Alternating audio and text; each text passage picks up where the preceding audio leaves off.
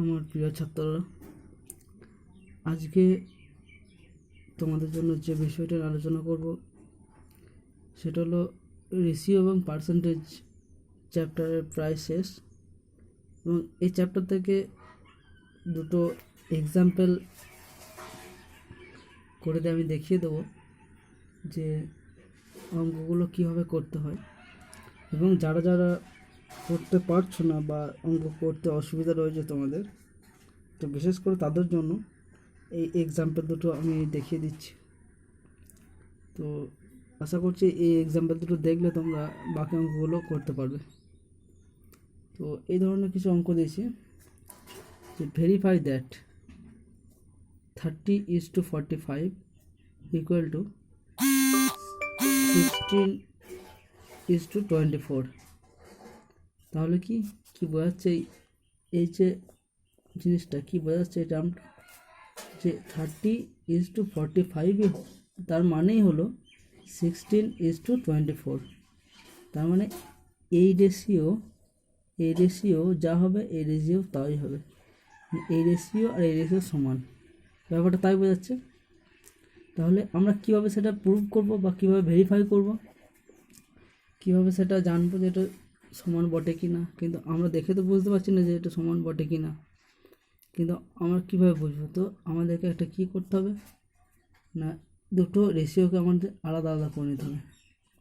দেখো এখানে আমি 30:45 রেশিও করে নিয়েছি আলাদা, এই রেশিওটা দিয়ে করছি না, দুটোকে বাই করে দিয়েছি, ডিভাইড করে দিয়েছি 30/45 দিয়ে করেছি, এটাকে কাটাকাটি করেছি, দিয়ে কত দিয়ে কাটাকাটি করেছি 15 2 30, 15 3 45। তাহলে কী দাঁড়ালো 2/3।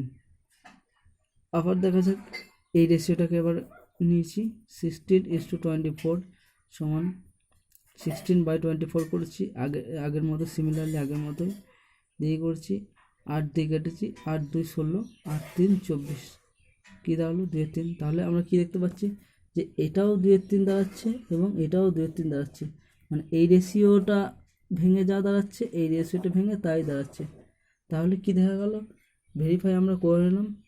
তার মানে কি দেখা গেল যে এই যে টার্মটা 30:45 এবং ইকুয়াল টু 16:24, এই টার্মটা ঠিকই আছে এবং সেটা আমরা ভেরিফাই করে দেখতে পেলাম। কী দেখতে পেলাম না, এই টার্মটা এই রেশিওটাও আমার 2/3 আসছে আর এই রেশিওটাও আমার 2/3 আসছে, মানে জিনিসটা শেষ অবধি একই আসছে। তাহলে এই টার্মটা ভেরিফাই করে দেখা গেল। তাহলে ভেরিফাইয়ের যে অঙ্কগুলো আছে বা ম্যাথগুলো আছে সেগুলো তোমরা এইভাবে করতে পারবে।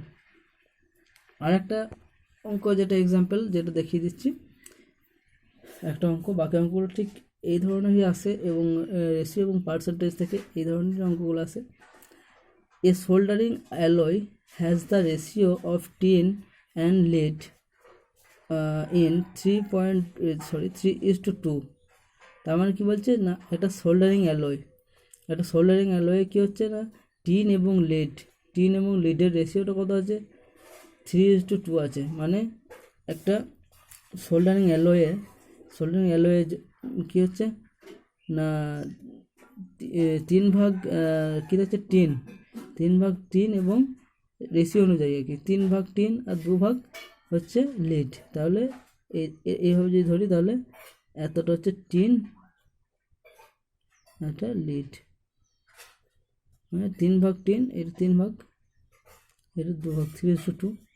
তাহলে 3 ভাগ টিন আর 2 ভাগ লিড আছে। তাহলে কি বলেছে, if the rate of tin and lead Rs50 and Rs20 per kg. তাহলে যদি টিনের দাম পার কেজি 50 টাকা হয় এবং লিডের দাম পার কেজি 20 টাকা হয়, তাহলে কী বলছে, find the cost of 12 kg solder alloyed. দেখো এখানে বলে দিয়েছে যে 12 কেজি সোল্ডার অ্যালয়েড। কী বলছে, যদি টিনের দাম 50 টাকা হয় এবং পার কেজি এবং লিডের দাম 20 টাকা পার কেজি হয়, তাহলে টোটাল যে 12 কেজি অ্যালয় আছে সেই 12 কেজি অ্যালয়ের দামটা কত। তাহলে এটা আমরা কীভাবে বের করবো, আমাকে যেহেতু রেশিও বলে দিয়েছে 3:2, মানে 3 ভাগ টিন এবং 2 ভাগ লিড, তাহলে আমাকে দেখে নিতে হবে টিন মানে কত কেজি টিন এবং 2 ভাগ লিড মানে কত কেজি লিড, এটা আমাকে বের করতে হবে। তাহলে এটা কীভাবে বের করে, দেখো অঙ্কটা শুরু করে যাক। টোটাল অ্যালয় আছে আমার কত, 12 কেজি। রেশিও কী আছে 3.2, 3:2। তাহলে কী হয় না, এটাকে যদি আমরা অ্যাড করি তাহলে কী হবে 3 + 2, অ্যাডিং দ্য রেশিও, তাহলে কী হলো 5। তাহলে এটাকে আমরা যদি বাই করি তাহলে কী হয়,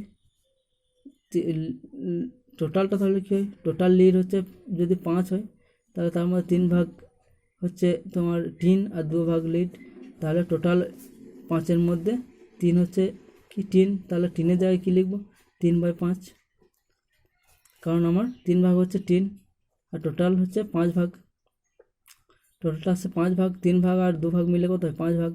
টোটালটা 5 ভাগের মধ্যে আমার 3 ভাগ টিন, তাহলে ভ্যালু অফ টিন কতটা আছে সেটা কীভাবে করবো না 3/5 ইন্টু 12 কেজি না 12 কেজি, টোটাল আমার 12 কেজি আছে, সেই 12 কেজিতে কতটা টিন আছে আমাকে বের করতে হবে। তাহলে এটা যেহেতু কাটাকাটি যাবে না, তাহলে 3 × 12 = 36/5 দিয়ে কত হলো, এটাকে ভাগ করে হবে 7.2 কেজি। তাহলে আমরা কি দেখতে পেলাম না এই 12 কেজি অ্যালয়ের মধ্যে টিন আছে 7.2 কেজি। এবার দেখে না যাক লিডটা কতটা আছে। সিমিলারলি সেম টু সেম একইভাবে হবে, তখন আমার কি ছিল টিন ছিল সামনে একটা 3 ভাগ টিন ছিল, এখন আমার লিড আছে কয় ভাগ 2 ভাগ, তাহলে টিনের জায়গায় আর টোটাল 5 ভাগ, তাহলে টিনের জায়গায় কী করেছিলাম 3/5 করেছিলাম, তাহলে লিডের জায়গায় কী হবে 2/5, তাহলে 2/5 ইন্টু 12, এটা যেহেতু কাটাকাটি যাবে না তাহলে 12 দুগুণে 24/5, এটাকে ভাগ করা হবে 4.8 কেজি। ঠিক আছে, তাহলে আমি পেয়ে গেলাম আমার টোটাল 12 কেজি আলুর মধ্যে ক কেজি টিন আর ক কেজি লিড। এই দুটোকে যোগ করলে তোমার 12 দাঁড়াবে, কারণ এই টিন আর এই লিড যোগ করে হচ্ছে টোটাল 12 কেজি অ্যালয়টা হয়েছে, তাই 7.2 + 4.8 করলে 12 দাঁড়াবে। তাহলে এবার দেখা যাক when the value of 1 KG tin আর 50, কী বলছে, যখন বলে দেওয়া হয়েছে কি না 1 কেজি টিনের দাম 50 টাকা, এই উপরে বলে দেওয়া আছে অঙ্কতে, এই যে if the rate of tin Rs50 আর লিড Rs20 পার কেজি, তাহলে টিনের দাম বলা হয়েছে 50 টাকা পার কেজি এবং লিডের দাম বলা হয়েছে 20 টাকা পার কেজি। তাহলে টিনের দামটাকে বের করে নেবো। আমার 7.2 কেজি টিন আছে, তাহলে 7.2 কেজি টিনের দামটা কত আমার দেখে নেবো। তাহলে the value of 1 KG tin, when the value of 1 KG tin Rs50, হ্যাঁ, দেন ভ্যালু অফ 7.2 কেজি টিন, তাহলে 7.2 কেজি টিনের দাম কত হবে, 7.2 × 50 মানে কত হবে, এটা গুণ করলে 360 টাকা, তাহলে 360 টাকা। তারপর কি বলছে, দ্য রেট অফ, এবার লিডের দামটা বার করবো, লিডের দাম, the rate of lead is Rs20 per kg, তাহলে আমার লিডের দাম উপরে বলা হয়েছে অঙ্কতে যে 20 পার কেজি, 20 টাকা পার কেজিতে। So the value of 4.8 KG, তাহলে 4.8 কেজি লিডের দাম কত হবে, 4.8 ইন্টু সেম টু সেম আগের মতো 4.8 ইন্টু 20 = 96, মানে 96 টাকা। তাহলে আমরা কি পেলাম না টিনের দামটা পেয়ে গেলাম, লিডের দামটা পেয়ে গেলাম, আমার 12 কেজি আলুর মধ্যে যে পরিমাণ টিন ছিল তার দামটা পেয়ে গেলাম, আর 12 কেজি আলুর মধ্যে যে পরিমাণ লিড ছিল তার দামটা পেয়ে গেলাম।